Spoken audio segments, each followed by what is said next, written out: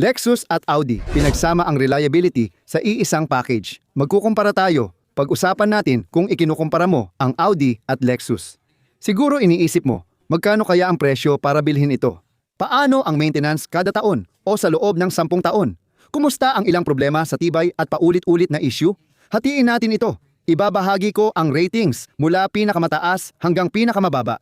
Ilan sa mga partikular na issue ng modelo, pati na rin ang ilan sa mga hamon. Alin ang pinakamaaasahan? Simulan na natin. Maikli ang buhay para magmaneho ng boring na kotse. Ang presyo ng Lexus ay nasa 40,000 at 80,000 dolyar habang ang Audi ay mula 43,000 hanggang 8,500,000 at 70,000 dolyar. May mas murang sasakyan gaya ng UX at A3 na modelo. Siyempre, sa mababang presyo at sa pinakamataas, walang hangganan ang presyo. Ang R8 na siyempre ay babalik at muling idinisenyo ng Audi ay magiging sobrang mahal. Ang LC500 ay isang mamahaling modelo rin. Kung pag-uusapan natin ang karaniwang gastos sa maintenance ng serbisyo kada taon, iba na yon na usapan. Ang Lexus ay karaniwang 500 at 50 dolyar kada taon, habang ang Audi ay halos 1,000 dolyar. Ibig sabihin, malinaw na mas mahal talaga ang isang Audi. At hindi nakakagulat yon. Kapag isinama mo pa na gawa sa Germany ang mga sasakyan, kadalasan ay mas mahal talaga ang mga ito. Hindi ko talaga alam kung bakit, lalo na't ang Audi ay parang anak lang ng Volkswagen, na kilala namang murang manufacturer. Ang Volkswagen ay sasakyan ng masa at ginagamit din ng Audi ang ilang parts nito. Kaya, bakit mas mahal ito? Pero may iba pang dapat isiping tungkol sa pagiging maaasahan. Ang Lexus sa karaniwan ay nasa 188%, na mas mataas ang tsansa ng matinding sira kumpara sa karaniwang Audi na nasa 30%.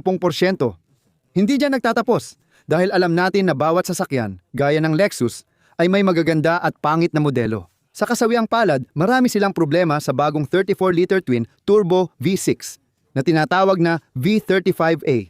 Maraming na-recall, 126,000 sasakyan ang na-recall dahil sa mga problema na may kinalaman sa malalang pagkasira ng makina. Kasama na rito ang LX6000, ang bagong GX505 at syempre, ang Toyota Tundra. Sa tingin ko, baka isama rin ang Toyota Sequoia. Pero opinyon ko lang ito. Nahihirapan ang Toyota at Lexus sa ilang bago nilang V6 na makina. Syempre, nagkaroon ng mga problema sa teknolohiya, mga issue sa kalidad, at mga recall na may kinalaman sa ilang hybrids na nakita natin sa pareho. Kaya di pa sila ligtas sa mga problema. Ang Audi naman, matagal na ring may mga pinagdadaanan. Mga TFSI engines, oil burning tech, O2 sensors, water pump at water ingress issues. Pero ang Audi, may Quattro all-wheel drive system at kakaiba talaga ito. Isa sila sa pinakamahusay na all-wheel drive system ngayon. Meron din silang dual clutch gearbox, torque converter automatic, at maliban sa one-off CVT, karaniwang matibay ang transmission system ng Audi. Pwede mo bang sabihing pare-pareho lang ang mga ito? Nasabi ko na may mga modelo silang mas maganda. Tingnan mo yung basic 2-liter TFSI engine sa Audi. Maraming naging problema sa konsumo ng langis. Ang kanilang A4 at A5, A6 ay nagkaproblema sa tibay, suspension, at mabilis na pagkasira ng preno.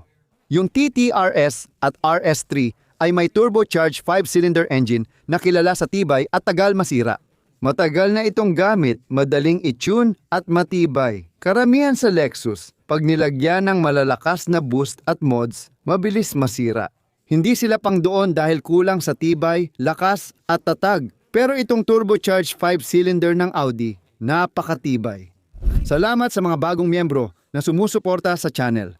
Kung gusto mo ng sariling emoji, priority sa tanong, sneak peek ng bagong video o suportahan lang ang channel, pindutin ang link sa ibaba. Salamat ulit. Ano ang mga problema mo sa karaniwang Lexus? Maraming matitibay na sasakyan ang Lexus, pero hindi ibig sabihin ligtas sila sa lahat ng problema.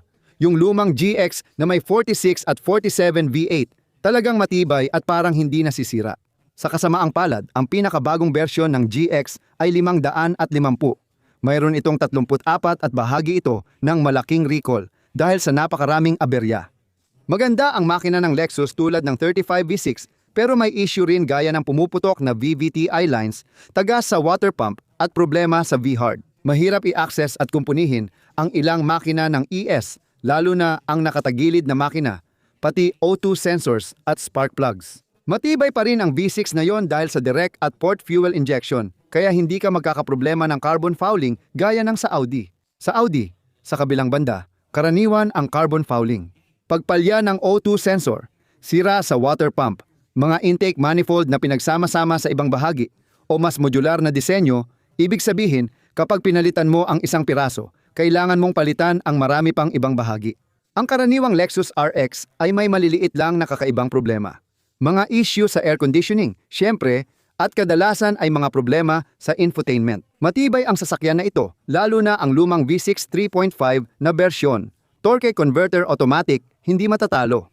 Sa kasamaang palad, binago na nila ito. Ngayon ay binigyan ka na ng Turbo 4 o 4 na silindro na may hybrid. Ang tanong tungkol sa pagiging maaasahan ay talagang hindi sigurado para sa mga modernong RX models. Binabago rin ng ES iyon. Pero ang ES na may 3.5 V6 ay isa sa pinakamaaasahan nilang modelo. Sa kasamaang palad, nahirapan ang Lexus sa LX 600 at GX 550 na parehong V6. Kasama sila sa recall dahil madalas masira ang makina ng modelong iyon. Kaya mas gusto ko ang mas lumang bersyon. Kaya nga rin sa 2025-26, nagsisimula na nating makita na bumababa ang pagiging maaasahan ng Lexus. Kaya hindi ganoon ka-obvious kapag pinag-uusapan natin ang reliability. At sino nga ba talaga ang may hawak ng corona?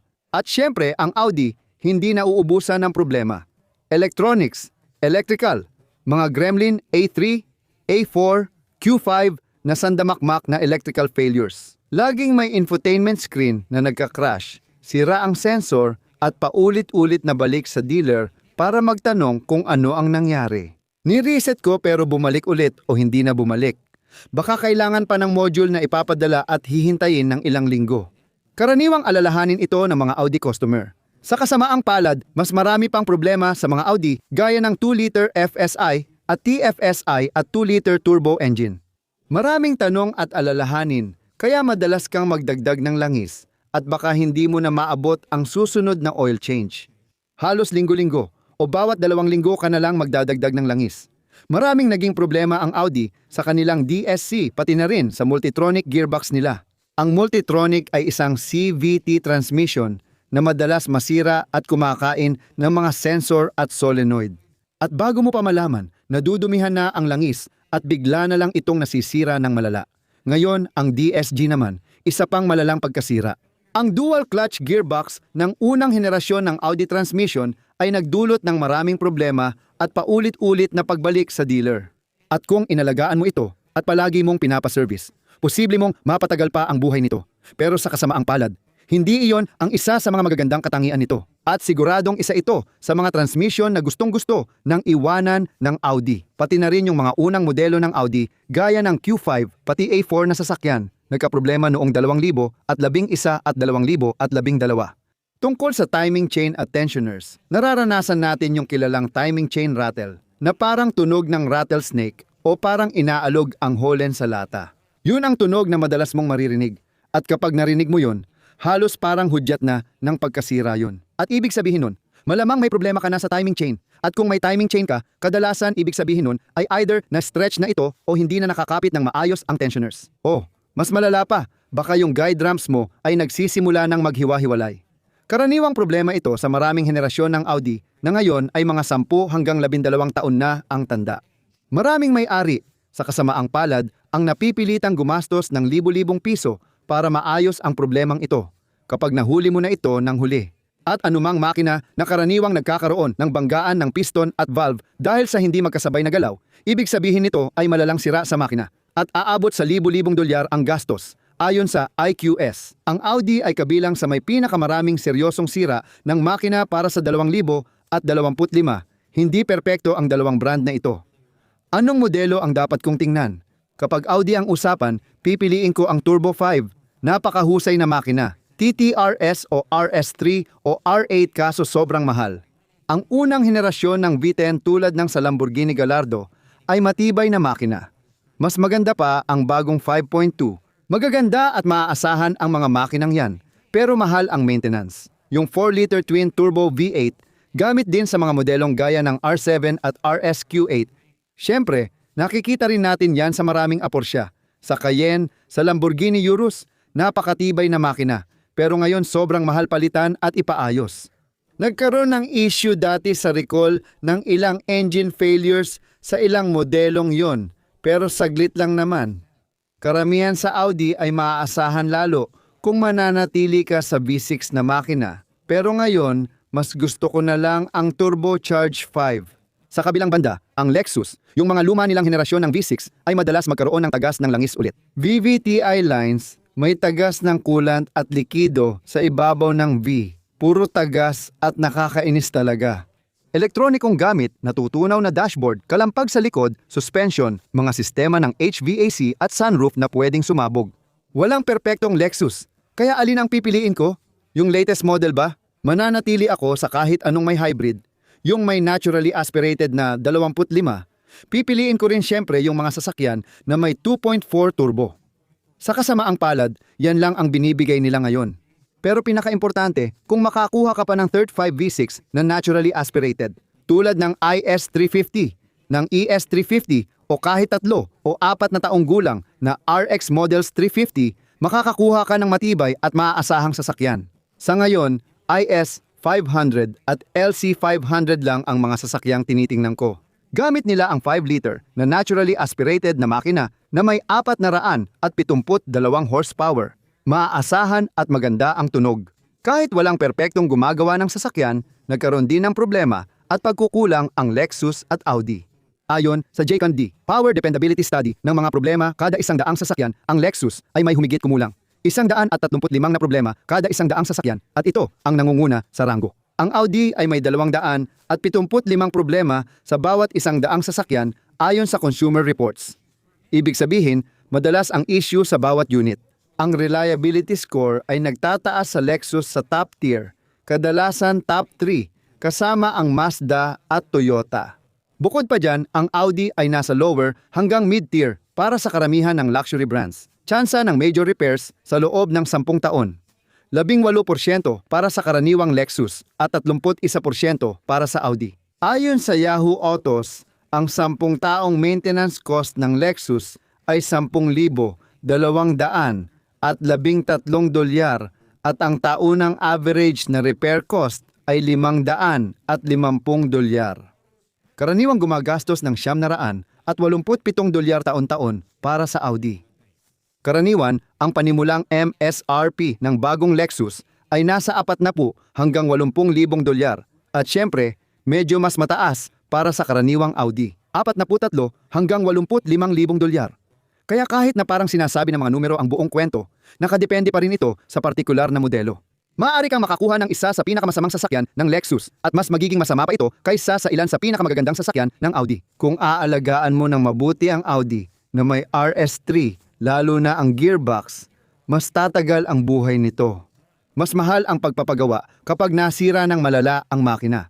Tulad ng nararanasan ngayon ng maraming Lexus, wala na ring regular na taunang serbisyo. Sa pagpapalit ng makina, nawawala ang tugma ng mga numero kaya nagkakaproblema ang maraming sasakyan ngayon.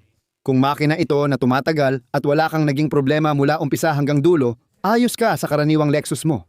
Pero kung Audi ang minamaneho mo, at syempre, tinitingnan mo ang karaniwang gastos sa serbisyo. Ang karaniwang issue sa pagiging maaasahan na halos 3 beses ang hindi inaasahang pagkasira sa loob ng 1 taon. Siguradong makikita mo ang malaking pagbaba sa pagiging maaasahan. Sa kabuuan, ang pagmamaneho ng karaniwang Audi ay magbibigay sa iyo ng kakaibang karanasan sa pagmamaneho na walang kapantay. At marami sa atin ang gustong magmaneho ng ganitong klase ng mga kotse.